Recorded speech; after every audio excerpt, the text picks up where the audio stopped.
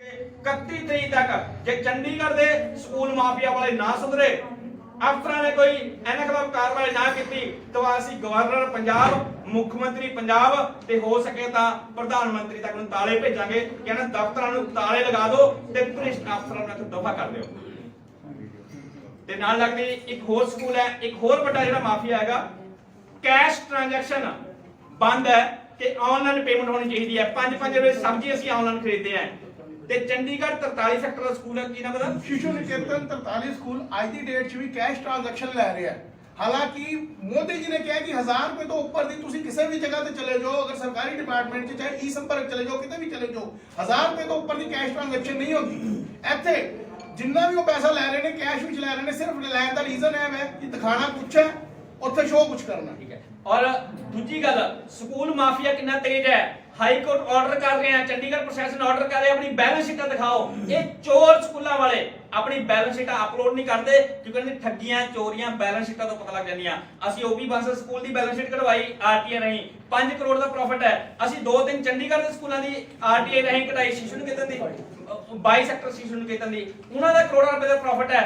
ਇਹ ਆਪਣੀ ਕਾਲੀ ਤੇ ਚਿੱਟੀ ਕਮਾਈ ਨੂੰ ਛੁਪਾਉਣ ਵਾਸਤੇ बैलेंस शीटा अपलोड नहीं कर रहे, हाई कोर्ट के हुक्मां नहीं मानते, अगे गए अदालतां का सहारा ले रहे हैं। और असी टैक्स अधिकारी ਨੂੰ बेनती करते हैं कि जिद्दां टैक्स हुणे स्कूल का नाम लिया, कैश ट्रांजैक्शन कर रहे हैं, इन्हां स्कूलों के उत्ते टैक्स विभाग वाले छापे मारन, ईडी वाले छापे मारन, ये काली कमाई कित्थे जा रही है, ਇਹਦਾ भी ध्यान रखा जाए। सतनाम जी कुछ साल पहला जी मैम कुछ साल पहला एक वर्ड चलता सी स्कूल दी एडमिशन वाले कि डोनेशन वर्ड यूज होंदा सीगा जी।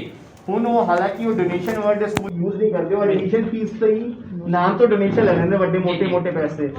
WhatsApp ਗਰੁੱਪ ਹੈ, Zoom ਹੈ ਤੇ ਹੋਰ ਐਪਲੀਕੇਸ਼ਨਾਂ ਜਿਹਨਾਂ ਸਾਡੇ ਬੱਚਿਆਂ ਨੂੰ ਪੜ੍ਹਾਈ ਕਰਾਈ ਜਾਂਦੀ ਹੈ, ਇਹ ਸਾਡੇ ਕਨਪੱਟੀ ਦੇ ਰਿਵਾਲਵਰ ਰੱਖਦੇ ਆ ਕਿ ਪੂਰੀ ਫੀਸ ਦੇ ਦਿਓ, ਹੋਰ ਫੀਸਾਂ ਦੇ ਦਿਓ, ਹਾਈ ਕੋਰਟ ਦੇ ਹੁਕਮਾਂ ਦੇ ਖਿਲਾਫ ਵੀ ਫੀਸਾਂ ਦੇ ਦਿਓ, ਨਹੀਂ ਤੁਹਾਡੇ ਬੱਚੇ ਤੇ ਅਸੀਂ ਗੋਲੀ ਚਲਾਉਣ ਲੱਗੇ ਆ, ਅਸੀਂ WhatsApp ਗਰੁੱਪ ਚੋਂ ਕੱਢਣ ਲੱਗੇ ਆ, ਅਸੀਂ ਪੜ੍ਹਾਈ ਬੰਦ ਕਰਨ ਲੱਗੇ ਆ, ਅਸੀਂ ਇਹਦੇ ਪੇਪਰ ਲੈਣ ਦੇਵਾਂਗੇ। ਇਹ ਸਕੂਲ ਮਾਫੀਆ ਤੋੜ ਇਹਦਾ ਇਹੀ ਹੈ ਕਿ ਨਕੰਮੀਆਂ ਸਰਕਾਰਾਂ ਨੂੰ ਅਸੀਂ ਜਗਾ ਰਹੇ ਹਾਂ, ਤਾਂ ਹੀ ਅਸੀਂ थाली दिवस आज मना रहे हैं, ताही ਅਸੀਂ ताले भेज रहे हैं।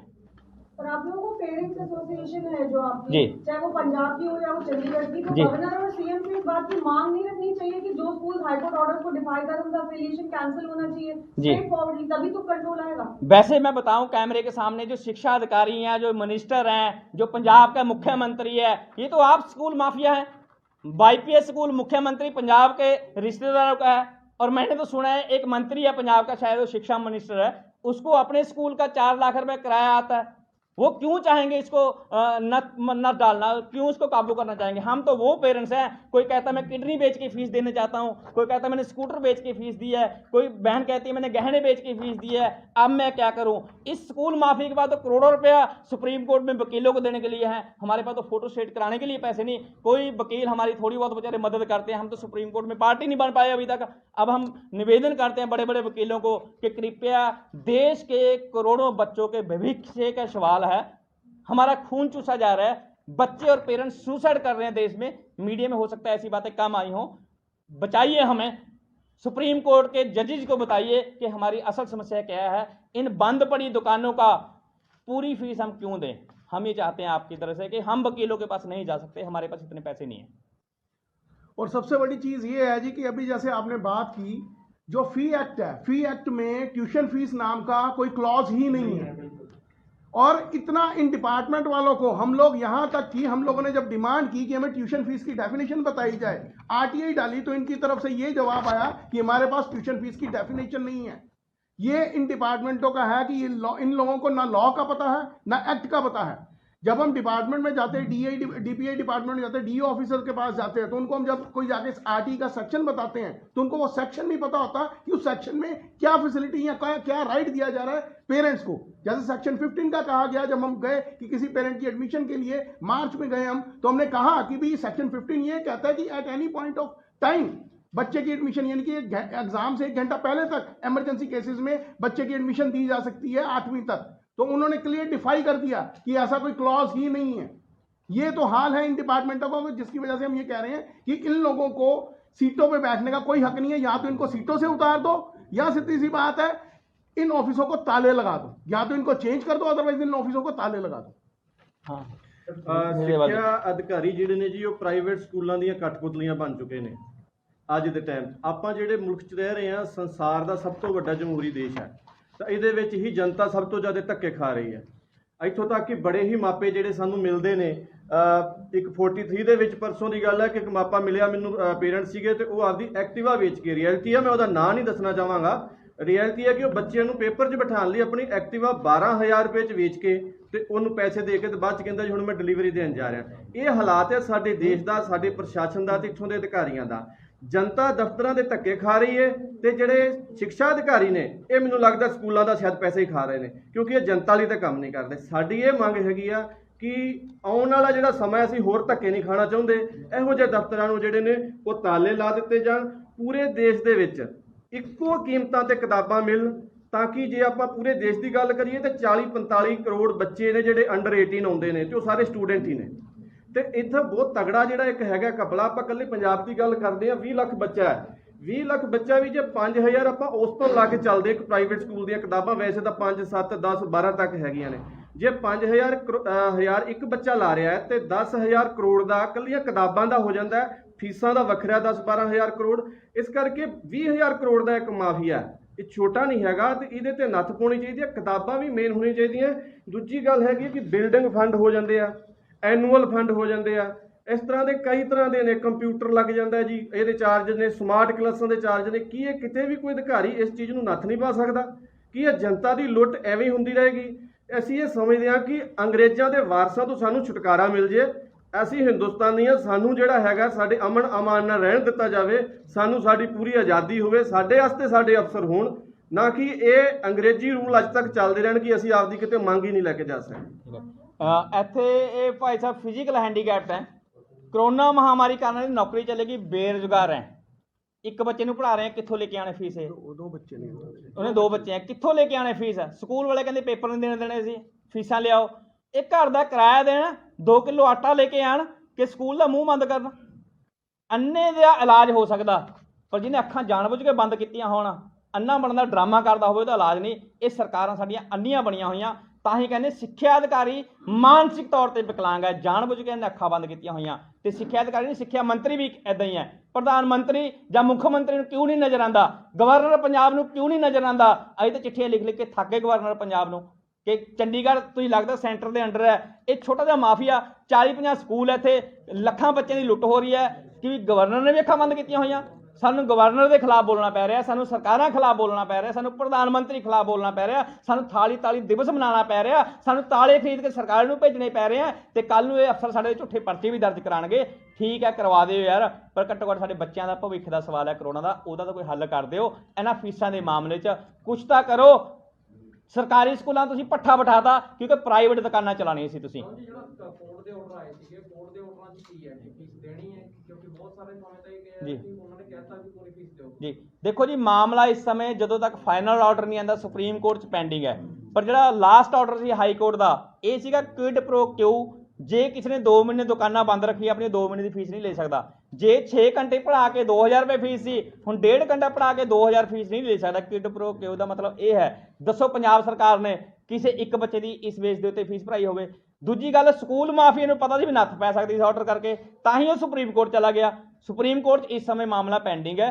ਅਸੀਂ ਕੋਸ਼ਿਸ਼ ਕਰ ਰਹੇ ਹਾਂ ਰਿਵਿਊ ਪਟੀਸ਼ਨ ਪਾਉਣ ਦੀ, ਵਕੀਲਾਂ ਤੱਕ ਅਸੀਂ ਮਿਹਨਤ ਤਰਲੇ ਕਰਦੇ, ਕੋਈ ਚੰਗਾ ਵਕੀਲ ਮਿਲ ਜਾਏ। ਜਿਹੜਾ ਹੁਣ ਫੈਸਲਾ ਆਇਆ ਸੁਪਰੀਮ ਕੋਰਟ ਦਾ, ਜਿਹੜਾ ਐਪਲੀਕੇਬਲ ਹੋਇਆ ਜਿਹੜਾ ਪੰਜਾਬ ਹਰਿਆਣਾ ਤੇ ਵੀ, ਉਹ ਕੀ ਹੈਗਾ? ਉਹ ਦੇਖੋ, ਫੈਸਲਾ ਅਸੀਂ ਚੰਗੀ ਤਰ੍ਹਾਂ ਤਾਂ ਪੜ੍ਹਿਆ ਨਹੀਂ, ਪਰ ਕੋਈ ਰਾਜਸਥਾਨ ਦਾ ਫੈਸਲਾ ਸੀਗਾ। ਤੇ ਇਹ ਜਿਹੜੇ ਸਕੂਲ ਮਾਫੀਆ ਵਾਲੇ ਤੇ ਸਰਕਾਰੀ ਵਕੀਲਾਂ ਨੇ ਚੁੱਪ ਕਰਕੇ ਬੈਠ ਗਏ, ਗੋਲ-ਮੋਲ ਜੀ ਜੱਜ ਸਾਹਿਬ ਨੂੰ ਆਨਲਾਈਨ ਗੱਲਾਂ ਦੱਸੀਆਂ ਤੇ ਕਹਿਤਾ ਜੀ ਇੱਕੋ ਤਰ੍ਹਾਂ ਦਾ ਮਾਮਲਾ, ਉਹ ਫੈਸਲਾ ਲਾਗੂ ਕਰ ਦੋ। ਉਹ ਕਹਿੰਦੇ ਠੀਕ ਹੈ ਲਾਗੂ ਹੈ, ਪਰ ਉਹ ਰਿਵਿਊ ਪਟੀਸ਼ਨ ਪਾਉਣ ਦਾ ਟਾਈਮ ਹੈਗਾ, ਅਸੀਂ ਪਾਵਾਂਗੇ। ਹਲੇ ਮਾਮਲਾ ਪੈਂਡਿੰਗ ਹੈ ਤੇ ਉਹ ਵੀ ਲਾਗੂ ਨਹੀਂਗਾ। ਜੇ ਉਹ ਵੀ ਲਾਗੂ ਕਰ ਲੈਣੇ ਤਾਂ ਫਿਰ ਕਿਸੇ ਬੱਚੇ ਦੀ ਫੀਸ ਦੀ ਵਜ੍ਹਾ ਤੋਂ ਪੇਪਰ ਨਹੀਂ ਰੁਕ ਸਕਦੇ। ਇੱਥੇ ਹਾਲਾਤ ਇਹ ਆ ਨਾ ਕੱਢਿਆ ਜਾ ਸਕਦਾ, 6 ਮਹੀਨੇ ਦਾ ਟਾਈਮ ਹੈ। ਜਿਸਦੇ ਫੀਸ ਨਹੀਂ ਹੈਗੀ, ਇੱਕ ਮਿੰਟ, ਜਿਸਨੇ ਫੀਸ ਨਹੀਂ ਦਿੱਤੀ ਉਸਦੇ ਪੇਪਰ ਨਹੀਂ ਹੋ ਸਕਦੇ। ਠੀਕ ਹੈ, ਉਸ ਤੋਂ ਬਾਅਦ ਤੁਹਾਨੂੰ ਅਸੀਂ ਰਿਜ਼ਲਟ ਨਹੀਂ ਦੇਵਾਂਗੇ। ਇੱਥੋਂ ਤੱਕ ਦੀਆਂ ਧਮਕੀਆਂ। ਜੇ ਸੁਪਰੀਮ ਕੋਰਟ ਦਾ ਆਰਡਰ ਹੀ ਅਸੀਂ ਲੈ ਕੇ ਚੱਲਣਾ ਹੈ ਤਾਂ ਕਮ ਸੇ ਕਮ ਫਿਰ ਬੱਚਾ ਬਿਨਾਂ ਫੀਸ ਤੋਂ 5 ਇੰਸਟਾਲਮੈਂਟ ਅਗਸਤ ਤੱਕ ਅਸੀਂ ਇੰਸਟਾਲਮੈਂਟ ਦੇਣੀਆਂ ਮਾਪਿਆਂ ਨੇ, ਉਹ ਵੀ ਕਿਤੇ ਐਪਲੀਕੇਬਲ ਨਹੀਂ ਹੈਗਾ। ਉਹ ਤਾਂ ਦਬਾਅ ਬਣਾ ਰਹੇ ਆ।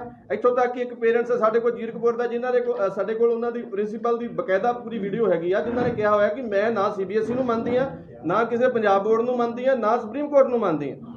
ਅਸੀਂ ਤੁਹਾਨੂੰ ਉਹ ਵੀ ਜਨਤਕ ਕਰ ਦਿਆਂਗੇ, ਵਿਖਾ ਦਿਆਂਗੇ ਸਾਰਾ ਕੁਝ, ਸਾਡੇ ਕੋਲ ਰਿਕਾਰਡਿੰਗ ਹੈਗੀ ਆ। ਇੱਥੋਂ ਤੱਕ ਸਕੂਲਾਂ ਦੀਆਂ ਲਗਾਮਾਂ ਖੁੱਲੀਆਂ ਹੋਈਆਂ, ਇਹਨਾਂ ਸਿੱਖਿਆ ਅਧਿਕਾਰੀ ਤੇ ਜਾਂ ਹੋਰ ਵੀ ਜਿਹੜੇ ਐਜੂਕੇਸ਼ਨ ਅਫਸਰ ਨੇ ਉਹਨਾਂ ਦੇ ਸਿਰ ਤੇ ਬੜਕਾ ਮਾਰ ਰਹੇ ਨੇ। ਤੇ ਸਾਡੀ ਮੇਨ ਜਿਹੜੀ ਹੈਗੀ ਕਿ ਇਹੀ ਕੰਟਰੋਲ ਕਰ ਸਕਦੇ ਆ, ਜੇ ਨਹੀਂ ਕਰਦੇ ਤੇ ਤਾਲੇ ਲਾ ਦੇਣ। अच्छा, इस दे नाल एक सवाल है, हाईकोर्ट ने एक ये भी ऑर्डर सीगा कि कोई स्कूल अगर बच्चा अगर स्कूल छੱਡ के दूसरा स्कूल जाना चाहता है तो स्कूल वाले एसएलसी नहीं रोक सकते, दूसरा स्कूल एसएलसी नहीं मांग सकता जी। लेकिन सारे स्कूल हम जो नवी एडमिशन शुरू हो रही है जी। स्कूल वाले एसएलसी मांग रहे हैं कि पुराने स्कूल का एसएलसी लेके दो। ਅਸੀਂ ਤੁਹਾਨੂੰ ਕਿਹਾ ਸੀ ਪਹਿਲੇ ਵੀ ਕਿ ਸਕੂਲ ਮਾਫੀਆ ਸਰਕਾਰਾਂ ਦੇ ਭਾਰੂ ਹੈ, ਕਿਉਂਕਿ ਸਰਕਾਰਾਂ ਨਾਲ ਮਿਲੇ ਹੋਏ ਆ, ਅਫਸਰਾਂ ਨਾਲ ਮਿਲੇ ਹੋਏ ਆ। ਸਕੂਲ ਮਾਫੀਆ ਅਦਾਲਤਾਂ ਦੇ ਵੀ ਭਾਰੂ ਹੈ। 1 ਅਕਤੂਬਰ ਦਾ ਫੈਸਲਾ ਦੱਸੋ ਪੰਜਾਬ ਦੇ ਕਿਹੜੇ ਸਕੂਲ ਨੇ ਇੱਕ ਬੱਚੇ ਤੇ ਪੰਜਾਬ ਸਰਕਾਰ ਨੇ ਲਾਗੂ ਕਰਾਇਆ ਹੋਵੇ? ਇਸ ਤੋਂ ਪਤਾ ਲੱਗਦਾ ਸਰਕਾਰਾਂ, ਮੰਤਰੀ, ਸਿੱਖਿਆ ਅਧਿਕਾਰੀ ਤੇ ਆ ਪ੍ਰੀਦਾ ਵਰਗੇ ਜਿਹੜੇ ਹੈਗੇ ਆ, ਗਵਰਨਰ ਵਰਗੇ ਸਾਡੀ ਗੱਲਾਂ ਤਾਂ ਹੀ ਨਹੀਂ ਮੰਨਦੇ। ਇਹ ਕੋਈ ਆਰਡਰ ਨਹੀਂ ਮੰਨਦੇ, ਕਿਸੇ ਮੰਤਰੀ ਦੀ ਨਹੀਂ ਮੰਨਦੇ, ਕਿਸੇ ਹਾਈ ਕੋਰਟ ਤੇ ਸੁਪਰੀਮ ਕੋਰਟ ਨੂੰ ਨਹੀਂ ਮੰਨਦੇ। ਇਹਨਾਂ ਨੂੰ ਲੱਗਦਾ ਪੈਸਾ ਹੀ ਸਾਡੇ ਲਈ ਰੱਬ ਹੈ ਤੇ ਉਹ ਆਪਣਾ ਬਨਾਵਟੀ ਰੱਬ ਲੈ ਕੇ ਘੁੰਮਦੇ ਆ। ਇਹ ਅਰਬਾਂ ਰੁਪਏ ਦੀ ਜਿਹੜੀ ਘਪਲੇਬਾਜ਼ੀ ਇਹ ਕਰਦੇ ਆ। ਸੈਂਕੜਿਆਂ ਦੀਆਂ ਗਿਣਤੀ ਦੇ ਵਿੱਚ ਸਾਡੇ ਵੱਲੋਂ ਮੇਲਸ ਗਈਆਂ ਨੇ, ਗਵਰਨਰ ਸਾਹਿਬ ਨੂੰ ਗਈਆਂ ਨੇ, ਡੀਪੀਆਈ ਚੰਡੀਗੜ੍ਹ ਗਈਆਂ, ਐਜੂਕੇਸ਼ਨ ਅਫਸਰ ਨੂੰ, ਸਾਰਿਆਂ ਨੂੰ ਗਈਆਂ। ਮੋਹਾਲੀ, ਚੰਡੀਗੜ੍ਹ, ਇਹ ਨਹੀਂ ਹੈਗਾ ਕਿਸੇ ਨੂੰ। ਸਾਡੇ ਕੋਲ ਕਾਪੀਆਂ ਪਈਆਂ ਨੇ, ਉਹਨਾਂ ਦੇ ਤੁਹਾਨੂੰ ਮਨੀਸ਼ ਸੋਨੀ ਜੀ ਦਿਖਾ ਦੇਣਗੇ। ਤਾਂ ਪਰ ਫਿਰ ਵੀ ਇਹਨਾਂ ਦੇ ਸਿਰ ਤੇ ਕੋਈ ਅਸਰ ਨਹੀਂ ਹੋਇਆ। ਅੱਜ ਪੂਰਾ ਸਾਲ ਬੀਤ ਗਿਆ। ਸੋਨੀ ਸਰ ਵੀ ਕੁਝ ਕਹਿਣਾ ਚਾਹੁੰਦੇ? ਇੱਕ ਚੀਜ਼ ਹੋਰ ਜਿਹੜੀ ਗੱਲ ਤੁਸੀਂ ਕਹੀ ਸਰ, ਆਰਟੀ ਦਾ ਸੈਕਸ਼ਨ 4 ਐਂਡ ਸੈਕਸ਼ਨ 5 ਸਾਨੂੰ ਇਹ ਦਿੰਦਾ ਹੈ ਕਿ ਐਲੀਮੈਂਟਰੀ ਐਜੂਕੇਸ਼ਨ ਜਿਹੜਾ ਕਿ ਬਹੁਤ ਜ਼ਰੂਰੀ 8ਵੀਂ ਤੱਕ ਜਿਹੜੀ ਮੰਨੀ ਜਾਂਦੀ ਐਲੀਮੈਂਟਰੀ ਐਜੂਕੇਸ਼ਨ, ਉਸ ਵਿੱਚ ਤੁਸੀਂ ਕਿਸੇ ਵੀ ਬੱਚੇ ਕੋਲੋਂ 8ਵੀਂ ਤੱਕ ਐਸਐਲਸੀ ਕੋਈ ਵੀ ਸਕੂਲ ਮੰਗ ਹੀ ਨਹੀਂ ਸਕਦਾ। ਉਸ 'ਚ ਕਲੀਅਰਲੀ ਮੈਂਸ਼ਨਡ ਹੈ, ਜਿਹੜਾ ਕਿ ਡੀਪੀਆਈ ਔਰ ਡੀਓ ਨੂੰ ਵੀ ਨਹੀਂ ਪਤਾ। ਇਹੀ ਗੱਲ ਮੈਂ ਜਿਵੇਂ ਤੁਹਾਨੂੰ ਪਹਿਲਾਂ ਕਹੀ ਸੀਗੀ। ਇਸ ਗੱਲ ਦਾ ਇਹ ਸਾਰੇ ਬੰਦਿਆਂ ਨੂੰ ਪਤਾ ਹੋਣਾ ਚਾਹੀਦਾ ਹੈ ਕਿ ਵੀ ਜਿਹੜੇ ਜਿਨ੍ਹਾਂ ਦੇ ਬੱਚੇ 8ਵੀਂ ਤੋਂ ਥੱਲੇ ਪੜ੍ਹਦੇ ਨੇ ਉਹਨਾਂ ਨੂੰ ਕੋਈ ਜ਼ਰੂਰੀ ਨਹੀਂ ਸਕੂਲ ਤੋਂ ਐਸਐਲਸੀ ਲੈਣਾ, ਕੋਈ ਜ਼ਰੂਰੀ ਨਹੀਂ ਟੀਸੀ ਲੈਣਾ, ਕਿਉਂਕਿ ਸੈਕਸ਼ਨ 4 ਐਂਡ ਸੈਕਸ਼ਨ 5 ਆਰਟੀ ਦਾ ਇਹ ਤੁਹਾਨੂੰ ਫੈਸਿਲਿਟੀ ਦਿੰਦਾ ਹੈ ਕਿ ਵੀ ਤੁਸੀਂ ਆਪਣੇ ਬੱਚੇ ਨੂੰ ਵਿਦਆਊਟ ਐਸਐਲਸੀ, ਵਿਦਆਊਟ ਟੀਸੀ ਕਿਸੇ ਵੀ ਸਕੂਲ ਦੇ ਵਿੱਚ ਐਡਮਿਸ਼ਨ ਕਰਾ ਸਕਦੇ ਹੋ। ਅਗਰ ਉਹ ਬੰਦਾ ਇਸ ਚੀਜ਼ ਨੂੰ ਡਿਨਾਈ ਕਰਦਾ ਹੈ, ਤੁਸੀਂ ਉਹਦੇ ਕੋਲੋਂ ਰਿਟਨ 'ਚ ਲੈ ਕੇ ਡੀਓ ਜਾਂ ਡੀਪੀਆਈ ਨੂੰ ਕੰਪਲੇਂਟ ਕਰ ਸਕਦੇ ਹੋ। ਅਦਰਵਾਈਜ਼ ਕੋਰਟ 'ਚ ਵੀ ਤੁਸੀਂ ਜਾ ਸਕਦੇ ਹੋ, ਕਿਉਂਕਿ ਇਹ ਆਰਟੀ ਸੈਕਸ਼ਨ ਦੀ ਅਵੇਲਨਾ ਹੈ। ਤੁਸੀਂ ਤਾਂ ਡੀਓ ਡੀਪੀਆਈ ਕੋਲ ਜਾਇਆ ਹੋਗੇ, ਕਈ ਵਾਰੀ ਜਾਇਆ ਹੋਗੇ। ਹਾਂਜੀ, ਬਥੇਰੀ ਵਾਰੀ ਸਾਡੇ ਕੋਲ ਪੂਰਾ ਪੁਲਿੰਦਾ ਪਿਆ ਡੀਓ ਡੀਪੀਆਈ ਦਾ। ਆਪਣੀ ਜ਼ਿੰਦਗੀ 'ਚ ਕੋਈ ਕਰਿਆ ਉਹਨਾਂ ਨੇ ਐਕਸ਼ਨ ਅਜੇ ਤੱਕ ਕੋਈ? ਅੱਜ ਤੱਕ ਦੇਖੋ ਉਹਨਾਂ ਨੇ ਕੋਈ ਐਕਸ਼ਨ ਨਹੀਂ ਕੀਤਾ। ਆਪਾਂ ਤੁਹਾਨੂੰ ਰੈਫਰੈਂਸ ਦਿੰਦੇ ਆ, ਇਹ ਪਿੱਛੇ ਸਾਡੇ ਪੇਰੈਂਟ ਖੜੇ ਨੇ, ਇਹ ਪਰਮਜੀਤ ਜੀ ਖੜੇ ਨੇ, ਵਿਕਲਾਂਗ ਨੇ, ਇੱਥੇ ਇੱਕ ਮੈਡਮ ਹੈਗੇ ਨੇ, ਆਪਣਾ ਇਹ ਤ੍ਰਿਪਤਾ ਮੈਡਮ ਨੇ, ਇਹ ਭਾਈ ਸਾਹਿਬ ਨੇ। ਇਹਨਾਂ ਦੇ ਬੱਚੇ ਸ਼ਿਸ਼ੂ ਨਿਕੇਤਨ 43 ਚ ਪੜ੍ਹਦੇ ਨੇ। ਆਪਾਂ 2 ਦਿਨ ਪਹਿਲਾਂ ਇਹਨਾਂ ਦੇ ਬੱਚਿਆਂ ਨੂੰ 15 ਤਰੀਕ ਨੂੰ ਪਹਿਲਾਂ ਸੱਦ ਕੇ ਪੇਰੈਂਟਸ ਨੂੰ ਜਲੀਲ ਕੀਤਾ ਗਿਆ। 15 ਤਰੀਕ ਨੂੰ ਓਰਲ ਪੇਪਰ ਸੀਗਾ ਬੱਚੇ ਦਾ। ਤੁਸੀਂ ਜਦ ਪੇਪਰ ਲੈਣਾ ਨਹੀਂ ਤਾਂ ਤੁਸੀਂ ਪੇਰੈਂਟਸ ਨੂੰ ਇਨਵਾਈਟ ਕਿਉਂ ਕੀਤਾ? ਇਨਵਾਈਟ ਕਿਸ ਕਰਕੇ ਕੀਤਾ ਗਿਆ? ਬੇਇੱਜ਼ਤ ਕਰਨ ਵਾਸਤੇ ਬੱਚਿਆਂ ਦੀ ਨਜ਼ਰਾਂ 'ਚ, ਠੀਕ ਹੈ ਨਾ, ਬੇਇੱਜ਼ਤ ਕਰਨ ਵਾਸਤੇ ਉਹਨਾਂ ਨੂੰ ਸੱਦ ਕੇ ਉਸ ਤੋਂ ਬਾਅਦ ਕਹਿ ਦਿੱਤਾ ਗਿਆ ਜੀ ਬੱਚੇ ਦਾ ਪੇਪਰ ਨਹੀਂ ਲੈਣਾ। ਉਸ ਤੋਂ ਬਾਅਦ 18 ਤਰੀਕ ਨੂੰ ਦੂਸਰਾ ਪੇਪਰ ਸੀਗਾ। ਅਸੀਂ 16 ਤਰੀਕ ਨੂੰ ਡੀਪੀਆਈ ਔਰ ਡੀਓ ਆਫਿਸ ਵਿੱਚ ਕੰਪਲੇਂਟ ਪਾਤੀ ਬਾਈ ਮੇਲ। 17 ਤਰੀਕ ਨੂੰ ਅਸੀਂ ਪਰਸਨਲੀ ਗਏ ਡੀਓ ਆਫਿਸ 'ਚ, ਗੱਲ ਕੀਤੀ ਨੀਨਾ ਕਾਲੀਆ ਮੈਡਮ ਦੇ, ਜਾ ਕੇ ਉਹਨਾਂ ਨੇ ਕੰਪਲੇਂਟ ਕਰਕੇ ਪਰਸਨਲੀ ਕੰਪਲੇਂਟ ਕਰਕੇ ਆਏ ਕਿ ਮੈਡਮ ਕੱਲ ਬੱਚੇ ਦਾ ਪੇਪਰ ਹੈ, ਪਲੀਜ਼ ਪੇਪਰ ਦੇਣ ਦਿਓ, ਬਾਅਦ 'ਚ ਗੱਲ ਕਰਾਂਗੇ। ਫੀਸ ਦਾ ਅਸੀਂ ਦੌੜੇ ਨਹੀਂ ਜਾ ਰਹੇ ਕਿਤੇ, ਅਸੀਂ ਫੀਸ ਦਾਂਗੇ, ਠੀਕ ਹੈ ਨਾ। ਮਗਰ ਡੀਓ ਆਫਿਸ ਨੇ ਕੋਈ ਕਾਰਵਾਈ ਨਹੀਂ ਕੀਤੀ। ਸਿਰਫ ਇਹ ਕਹਿ ਦਿੱਤਾ ਗਿਆ, ਇਹਨਾਂ ਨੂੰ ਆਸ਼ਵਾਸਨ ਦੇ ਦਿੱਤਾ ਗਿਆ ਤੁਸੀਂ ਕੱਲ ਬੱਚਾ ਭੇਜ ਦੇਣਾ, ਬੱਚੇ ਦਾ ਪੇਪਰ ਹੋ ਜਾਏਗਾ। ਅਗਲੇ ਦਿਨ ਵਿਚਾਰੇ ਬੱਚੇ ਦੇ ਸਕੂਲ ਮਤਲਬ ਉਹ ਕਰ ਰਹੇ ਨੇ, ਕੋਈ ਲਿੰਕ ਨਹੀਂ ਬੱਚੇ ਦਾ ਭੇਜਿਆ ਗਿਆ, ਜਾ ਕੇ ਗੱਲ ਕਰ ਰਹੇ ਨੇ, ਕੋਈ ਕੁਝ ਨਹੀਂ। ਬੱਚੇ ਦਾ ਕੈਰੀਅਰ ਖਰਾਬ ਕੀਤਾ ਜਾ ਰਿਹਾ। ਸਰਕਾਰਾਂ ਇਸ ਤੱਕ ਮਿਲੀਆਂ ਹੋਈਆਂ ਸਕੂਲ ਮਾਫੀ ਨਾਲ ਪਤਾ ਲੱਗਦਾ ਜਦੋਂ ਸੁਪਰੀਮ ਕੋਰਟ, ਹਾਈ ਕੋਰਟ ਤੇ ਜੱਜ ਜਿਹੜੇ ਲੱਖਾਂ ਰੁਪਏ ਤਨਖਾਹ ਲੈਂਦੇ ਆ, ਇਹਨਾਂ ਦੇ ਘਰ ਦੇ ਕਿਰਾਏ ਤੇ ਨੌਕਰਾਂ ਦੇ ਖਰਚੇ ਅਸੀਂ ਆਪਣੇ ਟੈਕਸਾਂ ਨੂੰ ਦਿੰਦੇ ਆ, ਉਹਨਾਂ ਨੂੰ ਆਪਣੇ ਕਰੋਨਾ ਦਾ ਫਿਕਰ ਹੈ, ਤਾਂ ਹੀ ਅਦਾਲਤਾਂ ਬੰਦ ਹੈ। ਅਦਾਲਤਾਂ ਬੰਦ ਹੋਣ ਕਰਕੇ ਕਰੋੜਾਂ ਵਕੀਲ ਤੇ ਉਹਨਾਂ ਦੇ ਸਟਾਫ ਜਿਹੜੇ ਆ ਉਹ ਬੇਰੁਜ਼ਗਾਰ ਹੋ ਗਏ। ਇੰਨਾ ਕਰੋਨਾ ਖਤਰਨਾਕ ਹੈ। ਪਰ ਮੰਨਦਾ ਸੁਪਰੀਮ ਕੋਰਟ ਮੰਨਦਾ ਕਿ ਇੰਨਾ ਕਰੋਨਾ ਖਤਰਨਾਕ ਹੈ, ਪਰ ਸਕੂਲ ਮਾਫੀ ਦਾ ਨਾ ਦਬਾਅ ਹੈ ਕਿ ਸਕੂਲ ਖੋਲ੍ਹਣ ਦੇ ਆਰਡਰ ਕੀਤੇ ਗਏ। ਪੰਜਾਬ ਦੇ ਵਿੱਚ ਸਕੂਲ ਖੁੱਲੇ, ਚੰਡੀਗੜ੍ਹ 'ਚ ਖੁੱਲੇ। ਕਿਉਂ ਖੁੱਲੇ? ਕਿਉਂਕਿ 31 ਮਾਰਚ ਤੱਕ ਪਿਛਲੇ ਸਾਲ ਦੀ ਫੀਸ ਇਹਨੇ ਉਗਰਾਣੀ ਸੀ, ਸਾਡੇ ਗਾਲ ਗੁੱਠਾ ਦੇ ਕੇ ਅਗਲੇ ਸਾਲ ਦੀ ਫੀਸਾਂ ਮੰਗਣੀਆਂ ਸੀ। ਅਸੀਂ ਵਿਰੋਧ ਕੀਤਾ ਜਿੱਦਣ ਪੰਜਾਬ ਸਰਕਾਰ ਨੇ ਹੁਕਮ ਕੀਤੇ ਸਕੂਲ ਖੋਲ੍ਹਣ ਦੇ। ਅਸੀਂ ਪ੍ਰੈਸ ਕਾਨਫਰੰਸ ਕੀਤੀ, ਤੁਸੀਂ ਸਾਨੂੰ ਕਵਰ ਕੀਤਾ ਸੀਗਾ ਤੇ ਅਸੀਂ ਸੱਚੇ ਸੀਗੇ, ਸਰਕਾਰਾਂ ਝੂਠੀਆਂ ਸੀ, ਤਾਂ ਹੀ ਹੁਣ ਦੁਬਾਰੇ ਫਿਰ ਸਕੂਲ ਬੰਦ ਕੀਤੇ ਆ। ਕਰੋਨਾ ਫੈਲਿਆ ਸਕੂਲਾਂ ਦੇ ਵਿੱਚ, ਬੱਚਿਆਂ ਨੂੰ ਤੇ ਟੀਚਰਸ ਨੂੰ ਖਬਰਾਂ ਦਵਾਈਆਂ ਗਈਆਂ, ਮਾਪਿਆਂ ਨੂੰ ਰੋਕਿਆ ਗਿਆ ਤੇ ਅਸੀਂ ਸੱਚਾ ਵਿਰੋਧ ਕੀਤਾ ਸੀ, ਤਾਂ ਹੀ ਫਿਰ ਸਕੂਲ ਬੰਦ ਹੈ। ਇਸ ਤੋਂ ਪਤਾ ਲੱਗਦਾ ਕਿ ਸਰਕਾਰਾਂ ਤੇ ਅਫਸਰ ਸਕੂਲ ਮਾਫੀਏ ਦੀ ਕਠਪੁਤਲੀ ਹੈ। ਸਾਨੂੰ ਡਰ ਸੀ, ਅਸੀਂ ਪ੍ਰੈਸ ਕਾਨਫਰੰਸ ਕਰਕੇ ਦੱਸਿਆ ਸੀ ਕਿ ਕਰੋਨਾ ਮਹਾਮਾਰੀ ਜੇ ਸੁਪਰੀਮ ਕੋਰਟ ਦੇ ਜੱਜਾਂ ਨੂੰ ਡਰਾ ਸਕਦੀ ਹੈ ਤਾਂ ਸਾਡੇ ਬੱਚਿਆਂ ਨੂੰ ਲੈਬੋਰਟਰੀ ਨਾ ਬਣਾਓ ਆਪਣੇ ਰਿਸ਼ਵਤਖੋਰੀ ਲਈ। ਸਾਡੇ ਨਾਲ ਹੁਣ ਜੀਰਕਪੁਰ ਤੋਂ ਇੱਕ ਤਾਜ਼ਾ ਜਿਹੜੀ ਘਟਨਾ ਵਾਪਰੀ ਹੈ ਸੈਂਟ ਸੋਲਜਰ ਸਕੂਲ ਦੀ, ਉਸ ਬੱਚੇ ਦੇ ਪਿਤਾ ਸਾਡੇ ਨਾਲ ਬੈਠੇ ਨੇ। ਉਹ ਤੁਹਾਨੂੰ ਦੱਸਣਗੇ ਕਿ ਕੀ ਸਕੂਲ ਨੇ ਕੀਤਾ। ਇਹਨਾਂ ਕੋਲ ਉਹਦੀ ਪ੍ਰੂਫ ਵੀ ਹੈਗਾ ਪ੍ਰਿੰਸੀਪਲ ਦਾ, ਇਹ ਤੁਹਾਨੂੰ ਆਪਣੀ ਜ਼ੁਬਾਨੀ ਦੱਸ ਦੇਣਗੇ ਸਾਰਾ ਕੁਛ।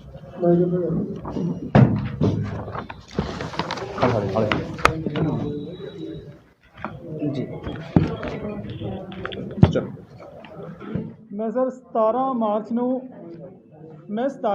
ਨੂੰ ਸਕੂਲ ਦੇ ਵਿੱਚ ਗਿਆ ਕਿ ਬੱਚੇ ਦੇ ਤੁਸੀਂ ਐਗਜ਼ਾਮ ਲੈ ਲਓ, ਕਿਉਂਕਿ ਬੱਚਾ ਹੈਗਾ 7th ਕਲਾਸ ਦੇ ਵਿੱਚ, ਤੇ 17 ਮਾਰਚ ਨੂੰ ਸਕੂਲ ਦੇ ਵਿੱਚ ਗਿਆ ਕਿ ਤੁਸੀਂ ਬੱਚੇ ਦੇ ਐਗਜ਼ਾਮ ਲੈ ਲਓ, ਕਿਉਂਕਿ ਸੁਪਰੀਮ ਕੋਰਟ ਦਾ 12/3 ਦਾ ਆਰਡਰ ਸੀਗਾ ਕਿ ਜਿਹੜਾ ਬੱਚੇ ਦੇ ਐਗਜ਼ਾਮ ਨਹੀਂ ਰੋਕੇ ਜਾਣਗੇ ਫੀਸ ਪਿੱਛੇ। ਜਦਕਿ ਮੈਂ ਸਕੂਲ ਦੇ ਵਿੱਚ ਫੀਸ ਮਾਫੀ ਦੀ ਐਪਲੀਕੇਸ਼ਨ ਦਿੱਤੀ ਸੀਗੀ, ਬਟ ਉਹਨੂੰ ਕੰਸੀਡਰ ਨਹੀਂ ਕੀਤਾ ਗਿਆ। ਤਾਂ ਪ੍ਰਿੰਸੀਪਲ ਨੇ ਸੁਪਰੀਮ ਕੋਰਟ ਦੇ ਆਰਡਰ ਨੂੰ ਲੈਣ ਤੋਂ ਮਨਾ ਕਰਤਾ, ਕਹਿੰਦੇ ਇੱਥੇ ਸਾਡਾ ਆਰਡਰ ਚੱਲੇਗਾ ਤੇ ਉਸ ਤੋਂ ਬਾਅਦ ਕਹਿੰਦੇ ਤੁਸੀਂ ਫੀਸ ਭਰਾਓ, ਉਸ ਤੋਂ ਬਾਅਦ ਹੀ ਤੁਹਾਡੇ ਬੱਚੇ ਦੇ ਐਗਜ਼ਾਮ ਹੋਣਗੇ। ਉਸ ਤੋਂ ਬਾਅਦ ਮੈਂ ਉਹਨਾਂ ਨੂੰ ਕਿਹਾ ਕਿ ਤੁਸੀਂ NCERT ਦੀ ਕਿਤਾਬਾਂ ਵੀ ਇੱਥੇ ਲਗਾਓਗੇ, ਤਾਂ ਕਹਿੰਦੇ ਜਿੱਥੇ ਤੁਹਾਡੀ NCERT ਦੀ ਕਿਤਾਬਾਂ ਜਿਹੜੇ ਸਕੂਲ 'ਚ ਲੱਗਦੀਆਂ ਤੁਸੀਂ ਆਪਣੇ ਬੱਚੇ ਨੂੰ ਉੱਥੇ ਕੱਢ ਕੇ ਲੈ ਜਾਓ, ਔਰ ਉਸ ਤੋਂ ਬਾਅਦ ਜੇ ਅਸੀਂ ਤੁਹਾਡੇ ਬੱਚੇ ਦੇ ਫੀਸ ਭਰਨ ਤੋਂ ਬਾਅਦ ਐਗਜ਼ਾਮ ਵੀ ਲੈ ਲੈਂਦੇ ਹਾਂ ਤਾਂ ਅਸੀਂ ਤੁਹਾਡੇ ਬੱਚੇ ਨੂੰ ਆਪਣੇ ਸਕੂਲ 'ਚ ਨਹੀਂ ਰੱਖਾਂਗੇ।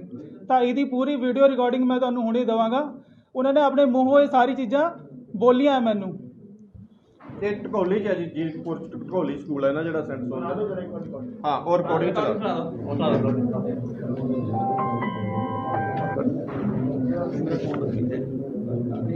ਇੱਥੇ ਸੀ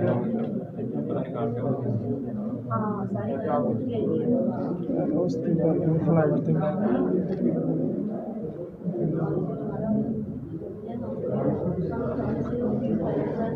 ਇਸ ਦੇ ਵਿੱਚ ਵੈਸੇ ਤੁਹਾਨੂੰ ਚੱਲ ਜਾਣਾ ਸ਼ਰੇਆਮ ਜਿਹੜਾ ਜਵਾਬ ਸਵਾਲ ਹੈ ਇਹਨਾਂ ਦੇ ਵਿੱਚ, ਜਿਹੜਾ ਉਹਨਾਂ ਨੇ ਖੁੱਲ੍ਹੇਆਮ ਕਿਹਾ ਹੋਇਆ ਕਿ ਸਾਨੂੰ ਕਿਸੇ ਚੀਜ਼ ਦਾ ਕੋਈ ਡਰ ਨਹੀਂ ਹੈਗਾ, ਤੁਸੀਂ ਆਪਦਾ ਜਿੱਥੇ ਮਰਜ਼ੀ ਦੇਖ ਲਓ। ਠੀਕ, ਉਹ ਚੱਲ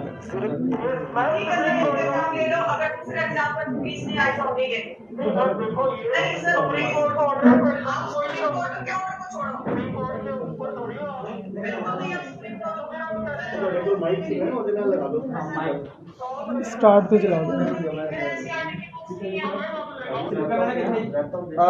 ਉਹ ਸੀਗਾ ਆਪਣਾ ਕੁਲਦੀਪ ਜੀ, ਅਸੀਂ ਤੁਹਾਨੂੰ ਪਾ ਦਾਂਗੇ, ਵੀਡੀਓ ਗਰੁੱਪ ਤੇ ਵੀ ਪਾ ਦਿੰਦੇ ਹਾਂ। ਸਪੀਕਰ ਕਿੱਥੇ ਆ ਵਾਲਾ ਮੈਂ ਚਲਾਉਣਾ ਸਪੀਕਰ। ਕੁਲਦੀਪ ਜੀ ਸਪੀਕਰ ਕਿੱਥੇ?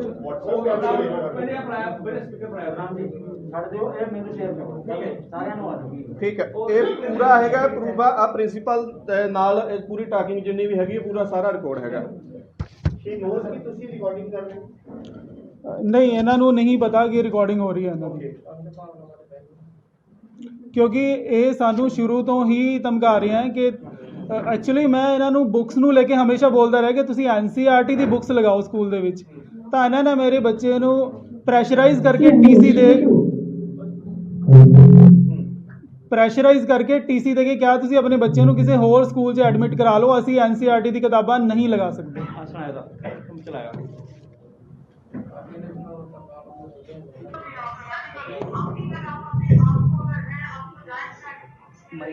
हाँ, यहाँ से किधर इधर इधर है सर।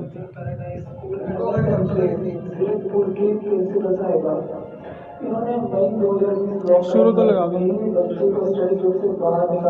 क्योंकि मैंने स्कूल से सिर्फ किताबों के लिए इस्तेमाल की थी, क्योंकि मैं किताबें प्राइवेट अधिकारी को कोई जवाब नहीं आया। जुलाई 2020 में चाइल्ड कमीशन ने शिकायत करने पर मेरे बच्चे के एग्जाम मिल गए। स्कूल में दोबारा जुलाई में 2020 को फीस माफी की एप्लीकेशन दी गई, जिसमें लिखकर ये बताया गया कि जितने आपके स्टडी के चार्जेस बनते हैं उस हिसाब से मुझे फीस बनाकर दे दो, पर उनका कोई जवाब नहीं आया। फिर fee regulatory committee, DPO, CBSE, human right commission, education minister, ICPCR, PCPCR आदि पता नहीं कहाँ स्कूल की शिकायत की गई। कसरत बेकार था। और जब मार्च 2021 में बच्चों के फाइनल एग्जाम लिए जा रहे थे तो स्कूल ने बात की कि उन्होंने फीस के बगैर एग्जाम लेने से बिल्कुल मना कर दिया। इस बार मैंने जिला शिक्षा अधिकारी की ही शिकायत कर रहा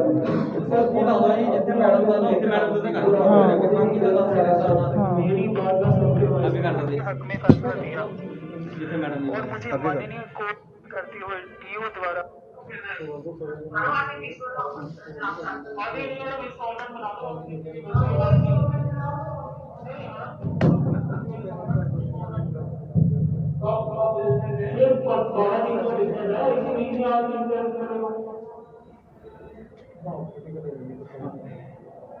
और देखिए आप जैसे कह रहे हो ना कि आप हमारे पास बच्चे हैं ये तो बच्चे होगा हमारे बच्चे को नहीं है ना तो ठीक है ये तो भी पता बताओ So they would say, हम आपका ये दे देते हैं, उसके बाद फिर आप नेक्स्ट काम करेंगे, फिर आप कोई करोगे कि आपकी फीस ना हो, आपकी फीस एग्जाम है, कि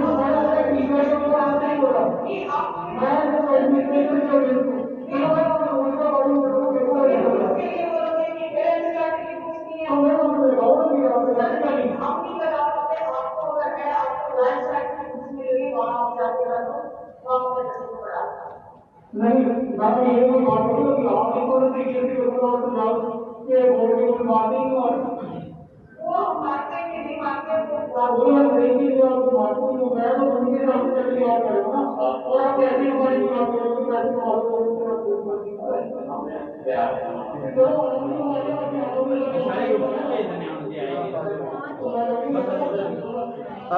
ਇਹ ਤੁਹਾਨੂੰ ਬਾਕੀ ਗਰੁੱਪ ਦੇ ਵਿੱਚ ਆ ਜਾਏਗੀ ਸਾਰਿਆਂ ਨੂੰ ਲੰਬੀ ਆ 10 ਮਿੰਟ ਦੀ ਆ ਫਿਰ ਸਾਰਾ ਇੱਥੇ ਔਖਾ ਹੋ ਜਾਏਗਾ ਕਰਨਾ ਅੱਛਾ ਇੱਕ ਚੀਜ਼ ਦੱਸੋ ਕਿ ਤੁਸੀਂ ਕਿਹਾ ਕਿ ਤੁਸੀਂ ਤਾਲੀਬਾਨ ਭੇਜ ਰਹੇ ਹੋ ਜਾਂ ਉਹ ਕਰ ਰਹੇ ਹੋ ਬੇਸਿਕਲੀ ਮੇਨ ਡਿਮਾਂਡ ਕੀ ਹੈ ਤੁਹਾਡੀ ਕਿ ਫੀਸ ਖਤਮ ਕੀਤੀ ਜਾਏ ਜਾਂ ਜੋ ਹਾਈ ਕੋਰਟ ਦੀ ਰੂਲਿੰਗ ਹੈ ਉਸ ਤੇ ਉਹ देखो ज्यादा सरकारां अपने लेवल ते फैसला लैन कि जे स्कूल खुले नहीं है तो पूरी फीस नहीं बनती ट्यूशन फीस नहीं बनती सरकारां फैसला अपने लागू कराना ਜਾਂ ਫਿਰ ਅਦਾਲਤਾਂ ਦੇ ਜਿਹੜੇ ਫੈਸਲੇ ਆ ਇਸ ਸਮੇਂ ਤੱਕ ਜੋ ਫੈਸਲੇ ਉਹ ਸਾਰੇ ਲਾਗੂ ਹੋਣ ਜਿਹੜਾ ਫਾਈਨਲ ਆਰਡਰ ਆਏਗਾ ਉਹ ਬਾਅਦ ਦੀ ਗੱਲ ਹੈ ਇਸ ਸਮੇਂ ਅਗਲੀ ਜਿਹੜੀ ਸੁਣਵਾਈ ਹੈ ਅਪ੍ਰੈਲ ਦੇ ਵਿੱਚ ਹੈ ਸੁਪਰੀਮ ਕੋਰਟ 'ਚ ਲੇਕਿਨ ਉਦੋਂ ਤੱਕ ਸਾਡੇ ਗਲ ਗੁੱਠਾ ਦੇ ਕੇ ਜਿਹੜੀ ਬੱਚੇ ਦੀ ਰਿਜ਼ਲਟ ਰੋਕਣੇ ਆ ਬੱਚੇ ਦੇ ਪੇਪਰ ਨਹੀਂ ਦੇਣੇ ਬੱਚਿਆਂ ਨੂੰ ਸਕੂਲ ਨਹੀਂ ਪੜ੍ਹਨ ਦੇਣਾ ਉਹ ਸਰਕਾਰਾਂ ਨੱਥ ਪਾਉਣ ਸਾਡੀ ਇਹ ਵੀ ਡਿਮਾਂਡ ਹੈ ਕਿਉਂਕਿ ਮਾਂ ਪਿਓ ਅੱਜ ਘਰ ਦੀਆਂ ਚੀਜ਼ਾਂ ਵੇਚ ਕੇ ਕਰ ਰਿਹਾ ਇੰਨਾ ਮਜਬੂਰ ਹੋ ਗਿਆ ਜਿੰਨੀਆਂ ਸ਼ਿਕਾਇਤਾਂ ਅਸੀਂ ਪੰਜਾਬ ਦੇ ਅਨਪੜ੍ਹ ਲੋਕਾਂ ਨੂੰ ਜਿਹਨੂੰ ਅੰਗੂਠਾ ਛਾਪ ਸੀ ਕਦੇ ਚਿੱਠੀ ਲਿਖਣੀ ਨਹੀਂ ਆਈ ਅਸੀਂ ਉਹਨਾਂ ਪੰਜਾਬ ਦੇ ਮਾਪੇ ਨੇ ਪੰਜਾਬੀ ਚਿੱਠੀਆਂ ਲਿਖ ਕੇ ਮੋਬਾਈਲ ਨਾਲ ਫੋਟੋ ਖਿੱਚ ਕੇ ਸ਼ਿਕਾਇਤਾਂ ਕੀਤੀਆਂ ਉਹਨਾਂ ਸ਼ਿਕਾਇਤਾਂ ਦਾ ਨਿਪਟਾਰਾ ਕਰੋ ਉਹਨਾਂ ਸਕੂਲਾਂ ਖਿਲਾਫ ਐਕਸ਼ਨ ਲਓ ਅਸੀਂ ਤੁਸੀਂ ਦੱਸੋ ਕੀ ਗੱਲ ਹੈ ਦੇਖੋ ਜੀ ਸਾਡੀ ਇੱਕ ਹੋਰ ਮੰਗ ਹੈਗੀ ਹੈ ਉਹ ਹੈਗੀ ਹੈ ਕਿ ਜਿਹੜੀ ਐਸਐਲਸੀ ਦਾ ਇਹਨਾਂ ਨੇ ਘਪਲਾ ਸ਼ੁਰੂ ਕੀਤਾ ਹੋਇਆ ਹੋ ਗਏ ਬਸ ਹਾਂ ਠੀਕ ਹੈ